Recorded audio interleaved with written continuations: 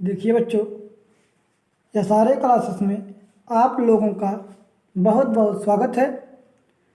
तो देखिए, आज का ये चैप्टर फिजिक्स का प्रकाश चैप्टर का हमने 6 पार्ट उधर बताया था। अब 7वां पार्ट हमने आज शुरू करने जा रहे हैं, वो है उत्तल दर्पण। इसके बाद आएगा अवतल दर्पण, इसके बाद उत्तल लेंस, अवतल लेंस। ठीक है, तो धीरे धीरे करके ऐसे पढ़ेंगे इसको, बारी बारी से एक एक करके। तो आज हम लोग पढ़ेंगे उत्तल दर्पण के सम्मुख, उत्तल दर्पण के सम्मुख रखी वस्तु से प्रतिबिंब का बनना। तो किस प्रकार से वो प्रतिबिंब बनते हैं उत्तल दर्पण से।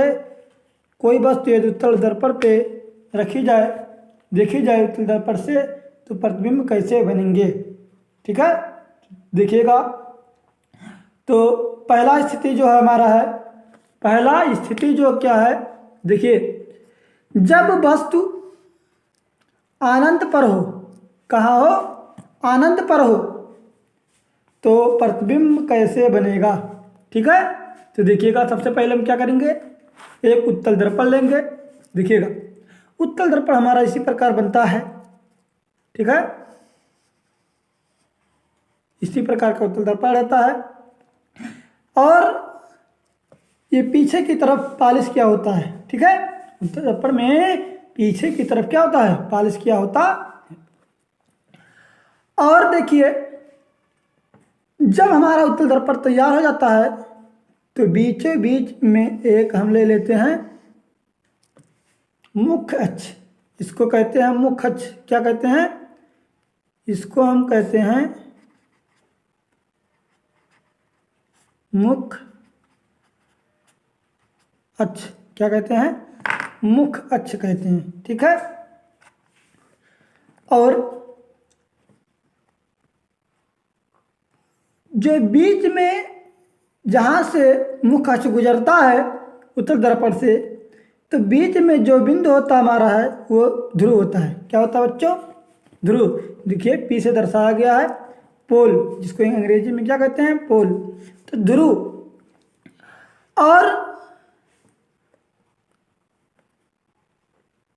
एक वक्रता केंद्र होता है जिसका नाम अंग्रेजी में सेंटर ऑफ कर्वेचर होता है। तो देखिए, और एक फोकस होता है। ठीक है, तो जो नियम है वह बताया गया था कब, जब वस्तु अनंत पर हो। क्या बताया गया था, पहला स्थिति, जब वस्तु अनंत पर हो। अनंत माने जिसका कोई सीमा ना हो, कहीं भी हम रख सकते हैं।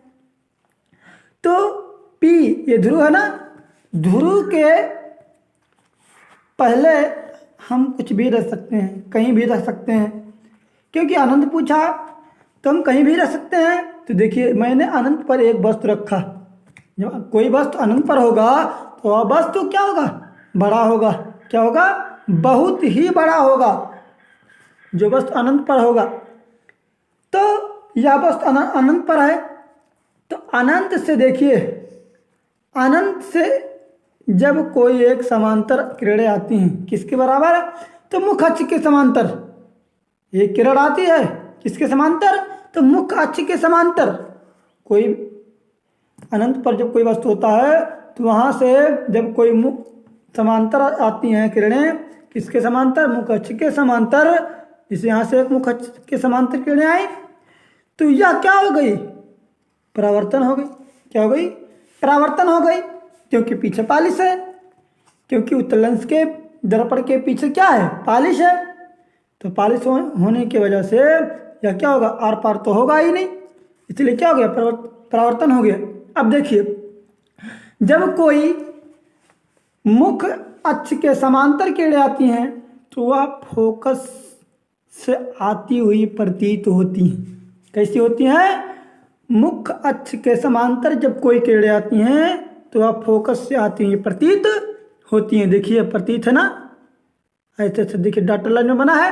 अर्थात ये मुख्य अक्ष से जब कोई किरणें आती हैं तो फोकस से होकर ये गुजरती हैं, ठीक है, फोकस से होकर के ये जाती हैं।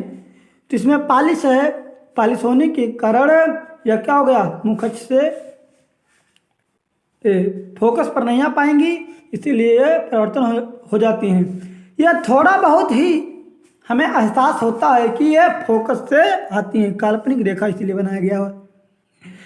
आप आती हुई प्रतीत दिखाया गया है कि हाँ हाँ यह आ रही है, ठीक है। तो देखिए ये फोकस से होकर के क्या गई, यह गई है, ये हमें एहसास हो रहा है। अब देखिए एक किरण हम और इसी के समांतर ले लेंगे, मुख्य अक्ष के समांतर एक किरण और ले लेंगे। ठीक उसी प्रकार यह भी क्या होगा, फोकस से आती हुई किरणें हमें मालूम होगा, प्रतीत होगा, हमें यह दिखाई देगा, आती हुई किरणें दिखाई देगा। तो यहाँ से देखिए जब यह आती हुई किरणें हमें दिखाई दे रही हैं तो फोकस से, अर्थात इस फोकस पर दोनों किरणें आपस में क्या हो गई, कट गई एक सी बिंदु पर, फोकस पर। तो जो इसका प्रतिबिंब है फोकस पर ही बना है। अर्थात हम इस नियम से हमें यह पता चलता है कि जब कोई वस्तु अनंत पर हो तो वह समांतर किरणों से उसका जो प्रतिबिंब बनता है वह कहाँ बनता है, फोकस पर ही बनेगा। कहाँ बनेगा बच्चों, तो फोकस पर ही बनेगा। कहाँ बनेगा, फोकस पर ही बनेगा। कहाँ से आती हुई किरणें, अनंत से आती हुई किरणें, ठीक समझ में आ गया। तो देखिए प्रतिबिंब कैसा है प्राकृतिक इसका, तो फोकस पर, प्रतिबिंब कहाँ बना, फोकस पर। और कैसा हुआ, दर्पण के पीछे बना। कैसे आकार है, तो बिंदु के आकार का है।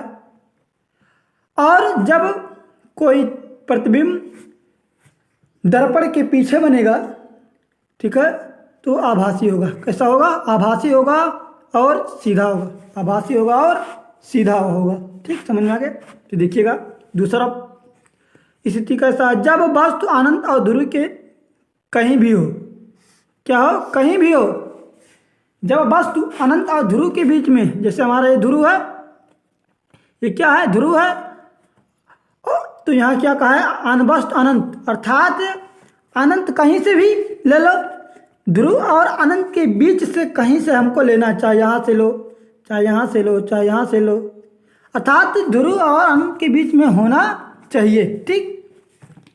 तो सबसे पहले हम उत्तर, क्या हमारा उत्तल दर्पण है, पॉलिश किया हुआ है, और हम एक वस्तु ले लिए, कहाँ से, ध्रुव और क्या पूछा, ध्रुव, तो ध्रुव हमारा ये हो गया, केंद्र हो गया। तो ध्रुव और अनंत के बीच में हमें कहीं भी रखना है, तो हमने यहाँ रखा। यहाँ से एक समांतर की किरणें लिए, क्या लिए, एक समांतर किरणें। जब हम समांतर किरणें लेंगे मुख्य अक्ष के, ठीक है, मुख्य अक्ष के समांतर एक किरण जब लेंगे तो ये क्या होगा, हम यही नियम लगेगा हमें सब में, जब कोई भी किरणें मुख्य अक्ष के समांतर आएगा तो अब फोकस से ही होकर हमें एहसास होगा, फोकस से ही होकर के किरणें जाती हैं। लेकिन इसमें हमें प्रतीत होगा खाली, क्यों, क्योंकि यहाँ पॉलिश किया हुआ है, तो पूरा क्या होगा, यहाँ परावर्तित नहीं हो पाता है। तो यह उसी के आगे ही परावर्तित हो जाता है, जहाँ से आता है उसी की ओर वो परावर्तित हो जाता है, ठीक है। ये इस पीछे की तरफ परावर्तित नहीं हो पाएगा क्योंकि पॉलिश है। ये सिर्फ खाली एहसास होता है, प्रतीत होता है, खाली हमको हल्का अनुभव होता है, ठीक है, कि यह फोकस से होकर के जाती है। देखिए जिस तरह परावर्तित हुआ है ऐसा लगता है कि यहाँ फोकस से ही होकर गई है, ठीक है। और एक किरण हम ऐसा लेंगे, ठीक है, देखिए किरण आई है ना, यदि ये किरण आई है, ये समांतर नहीं है, ठीक है, हम ले लेंगे ऐसा किरण लेंगे कि यह क्या हो, वक्रता केंद्र से होकर गुजरे, वक्रता केंद्र से होकर गुजरे। तो अब यहाँ से हम एक किरण लिए हैं, देखिए जब टकराएगी उत्तल दर्पण में तो यह जब एक बार आएगी फिर यहाँ से टकराने के बाद वह वापस उसी दिशा में क्या होगी, चली जाएगी। ऐसा कब होगा, जब वक्रता केंद्र से कोई वस्तु जाएगी।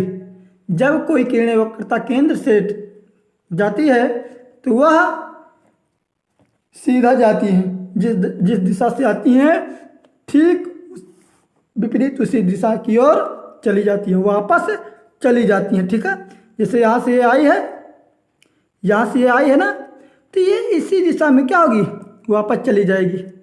तो यह वक्रता हमें एहसास होता है, प्रतीत होता है कि ये वक्रता केंद्र से ही होकर जाती हैं। तो देखिए ये फोकस से होकर आती हैं, ये वक्रता केंद्र से होकर आती हैं। तो जहाँ कटती हैं वो बिंदु क्या हो गया, हमारा प्रतिबिंब बन गया। तो यहाँ से जो बिंदु हमारा जो यहाँ से बना वही हमारा क्या आ गया, प्रतिबिंब। तो प्रतिबिंब कहाँ बना, ध्रुव और फोकस के बीच में बना। ये ध्रुव है, ये फोकस है, तो ध्रुव और फोकस के बीच में बना। देखिए ध्रुव और फोकस के बीच में बना। कहाँ बना, दर्पण के पीछे बना। ये दर्पण है ना, तो दर्पण के क्या हुआ, पीछे बना। कैसा है, छोटा है। देखिए वस्तु कितना बड़ा है और प्रतिबिंब कितना छोटा है, तो ये क्या हो गया, छोटा है। जब कोई प्रतिबिंब दर्पण के पीछे बनेगा तो क्या होगा, आभासी होगा। हमेशा जानिएगा, जब उत्तल दर्पण में हम बता रहे हैं, जब कोई दर्पण के पीछे चित्र बनेगा या प्रतिबिंब बनेगा तो क्या होगा, आभासी होगा। और कैसा बने होगा, सीधा होगा। ठीक है, देखिए जिस तरफ ये वस्तु रखा है उसी तरफ क्या हुआ है, प्रतिबिंब भी बना हुआ है। समझ में आ गया। तो देखिए आज का क्लास यहीं तक। इसके बाद इसके दो ही स्थिति थे जो आज कंप्लीट हो गया। इसके बाद उत्तल दर्पण हो गए हैं और इसके बाद आएगा अवतल दर्पण। तो अवतल दर्पण के कुछ 4-5 नियम होंगे, 3-4 नियम हैं, तो इसके पहले पढ़ लेंगे। इसके बाद अवतल दर्पण के बारे में हम 6 स्थितियाँ बताई गई हैं, तो उसके बारे में हम पढ़ेंगे। ठीक है, आज की क्लास यहीं तक।